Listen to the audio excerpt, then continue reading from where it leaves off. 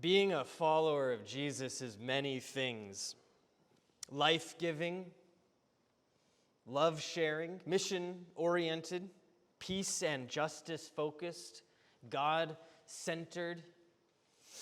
Being a follower of Jesus is many things, but one thing following Jesus is not, is trendy. Trendy. When I was a teenager growing up in Alabama, WWJD bracelets were all the rage. Do you remember WWJD? What would Jesus do? Everyone seemed to be wearing one of those bracelets. They came in all sorts of colors. I think mine was red, but I can't recall. Those bracelets were both a fashion statement and a signal that you were part of the club. The huge proportion of students at my high school who were part of a church, mainly Southern Baptist or Pentecostal. This was Alabama, after all. I wore that WWJD bracelet for a while, like so many of my peers. And then the trend wore off, and the bracelets disappeared like dying flower petals, only to be replaced by rubber Live Strong bands or some other fad. Still, I wonder how many of us who wore those bracelets really took to heart the question those four letters were supposed to make us ponder. And how many of us just wore them because it was the thing to do. I didn't think much of it at the time, but I'm pretty sure I was in the second group. Today's gospel lesson begins with the signal of a WWJD-like trend. Now large crowds were traveling with Jesus, Luke tells us. Not just a crowd, not just a large crowd, but plural large crowds. There are a lot of people following Jesus. And why? Why? Because Jesus was the hot new spiritual guru on the block. Everyone wanted to be seen with Jesus. He was edgy and unpredictable and charismatic, the perfect combination for crowds hoping to witness a spectacle. And so, what does Jesus do? He turns around to all those people and thins them out with this incredibly harsh-sounding statement. Whoever comes to me and does not hate father and mother, wife and children, brothers and sisters, yes, even life itself, cannot be my disciple. Whoa. Can you imagine the people in those large crowds reacting to that? I came here to see him raise someone from the dead. I came to see him make a lot of food out of not a lot of food. I came because I heard he could fly. Many in those crowds were waiting for that spectacle. I made up the flying one, by the way.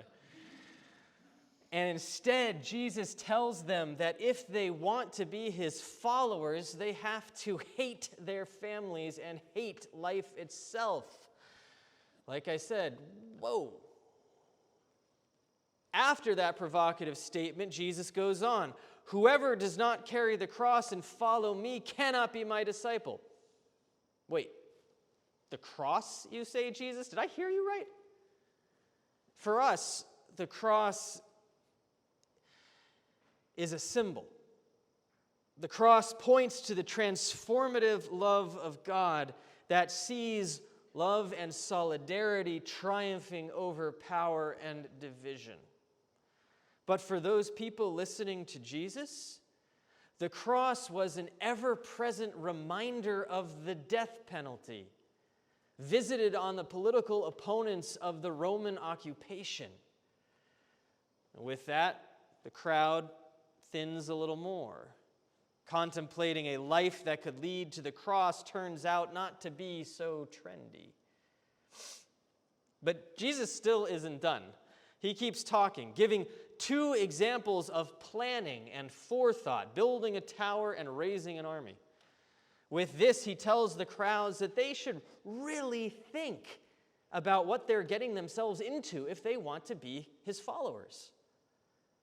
But they don't want to think. They want to be entertained.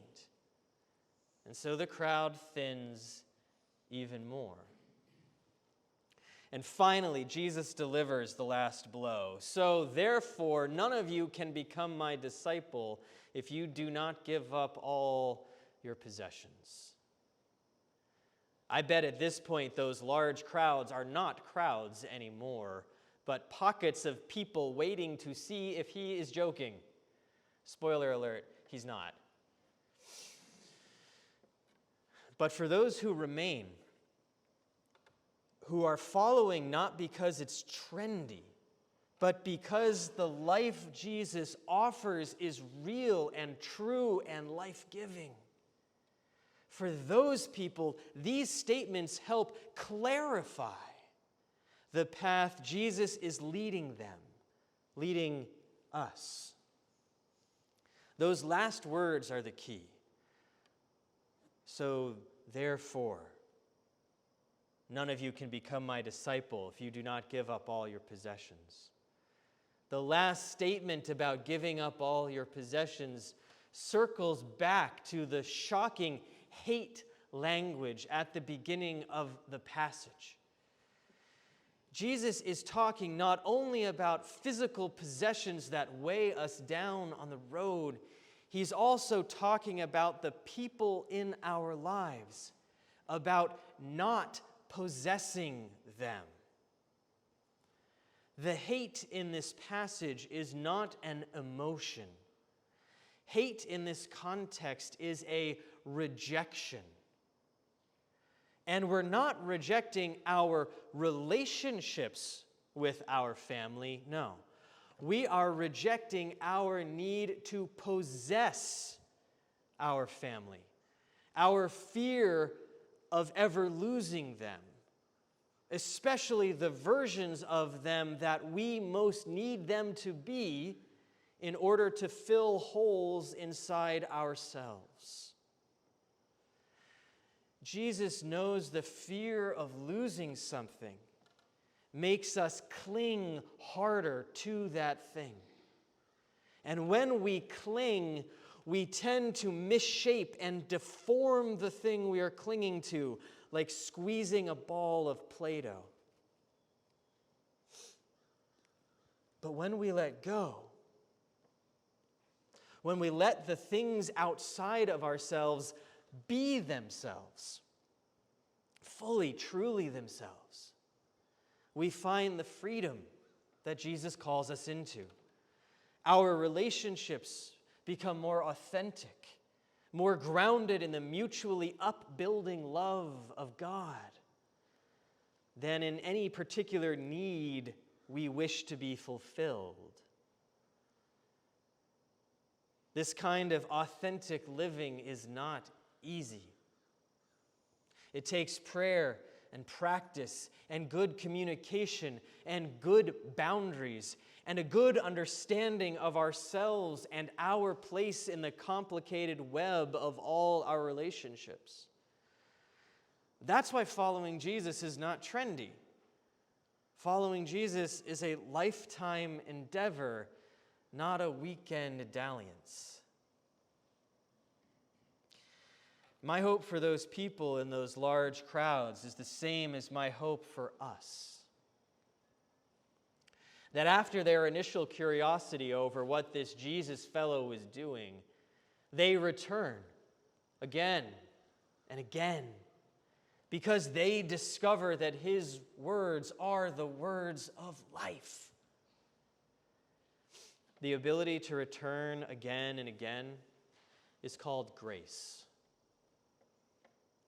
And this grace of God showers upon us for all time, enabling us to embrace this life that Jesus continues to show us as we walk along his way. Amen.